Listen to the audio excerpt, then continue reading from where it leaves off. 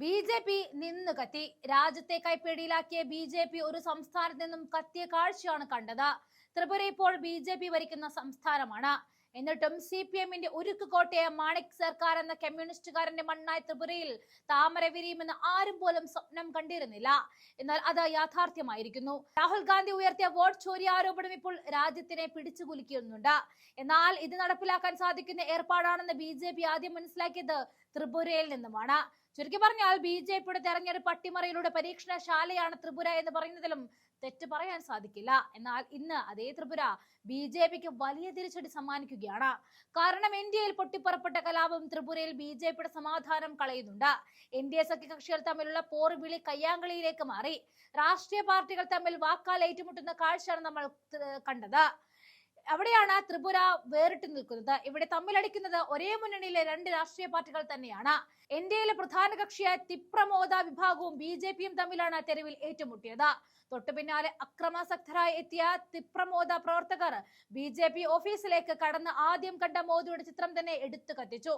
പിന്നാലെ ബി.ജെ.പി ഓഫീസിൽ നിരത്തി വെച്ചിരുന്ന സകല നേതാക്കന്മാരുടെ ഫോട്ടോയ്ക്ക് തീയിട്ട് നശിപ്പിച്ച് തിപ്രമോദ നേതാക്കൾ അതുകൊണ്ട് നിർത്തിയില്ല. നേരത്തെ പുറത്തേക്കിറങ്ങിയ പ്രവർത്തകർ ബി.ജെ.പി ഓഫീസ് തന്നെ അങ്ങ് കത്തിച്ചു കളഞ്ഞു. ബി.ജെ.പി സർക്കാർ ഗോത്ര വിഭാഗങ്ങളെ അവഗണിക്കുന്നു എന്ന് ആരോപിച്ചായിരുന്നു ആക്രമണം നടത്തിയത്. കാര്യം നിസ്സാരമായ സമരത്തിൽ അവസാനിപ്പിക്കേണ്ട പ്രശ്നമായിട്ടും ഇത്രയും ആളിക്കത്തിക്കാൻ ഇന്ത്യയിൽ നേരത്തെ പുകഞ്ഞു നിന്ന പ്രശ്നങ്ങളാണെന്നതും പറയുന്നുണ്ട്. എന്തായാലും തിപ്രമോദ പ്രവർത്തകർ ബി.ജെ.പി ഓഫീസുകൾ വ്യാപകമായി ആക്രമിച്ചു വരികയാണ്. മണ്ഡയിലെ ബി.ജെ.പി മണ്ഡലം കമ്മിറ്റി ഓഫീസ് അടക്കം തീയിട്ട് നശിപ്പിക്കുകയാണ്. സംഭവവുമായി ബന്ധപ്പെട്ട് അറസ്റ്റ് ചെയ്ത തിപ്ര പ്രവർത്തകൻ ജിതു ധമറയെ വിട്ടുനൽകണമെന്നാവശ്യപ്പെട്ട് സ്വപ്ന ധമർമ MLA-യുടെ നേതൃത്വത്തിൽ പ്രതിഷേധം സംഘടിപ്പിക്കുകയും ചെയ്തിട്ടുണ്ട്.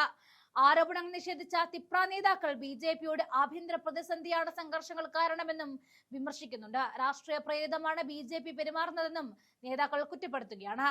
സത്മുറ ബസാർ, ബലോണിയ, അസാറാംബാരി, രാംചന്ദ്രഗഡ്, തകർജല എന്നിവിടങ്ങളിലും ഓഫീസുകൾ തകർത്തിട്ടുണ്ട്. പ്രധാനമന്ത്രി പങ്കെടുത്ത ത്രിപുരേശ്വരി ക്ഷേത്ര നവീകരണ ഉദ്ഘാടനത്തിൽ പ്രധാന കക്ഷിയെ തിപ്രമോദയെ ക്ഷണിക്കാതിരുന്നതും ഭിന്നത രൂക്ഷമാക്കുന്നുണ്ട്. മോദി അടക്കമുള്ള നേതാക്കൾ ത്രിപുരയിൽ എത്തുമ്പോഴെല്ലാം തിപ്രമോദ നേതാക്കളെ മാറ്റി നിർത്തുന്നത് പതിവാണ്. മോദിയോടും ബി.ജെ.പി നേതാക്കന്മാരോടും അടങ്ങാത്ത പക മനസ്സിൽ സൂക്ഷിക്കുന്ന തിപ്രമോദ സമയം വന്നപ്പോൾ അത് പുറത്തെടുത്തു എന്നും പറയാം. കഴിഞ്ഞ ദിവസമാണ് മോദി ത്രിപുരയിൽ വിമാനമിറങ്ങിയത്. ത്രിപുര സുന്ദരി ക്ഷേത്രത്തിൽ ദർശനം നടത്തി പ്രധാനമന്ത്രി നരേന്ദ്രമോദി അക്രമ സാധ്യത കണക്കിലെടുത്ത് ചില സന്ദർശനങ്ങൾ വെട്ടിക്കുറയ്ക്കുകയും തിരികെ ഡൽഹിയിലേക്ക് മടങ്ങുകയും ചെയ്തു. നവരാത്രി ആഘോഷങ്ങളുടെ ആരംഭ ദിവസമാണ് പ്രധാനമന്ത്രി ക്ഷേത്രത്തിലെത്തിയത്.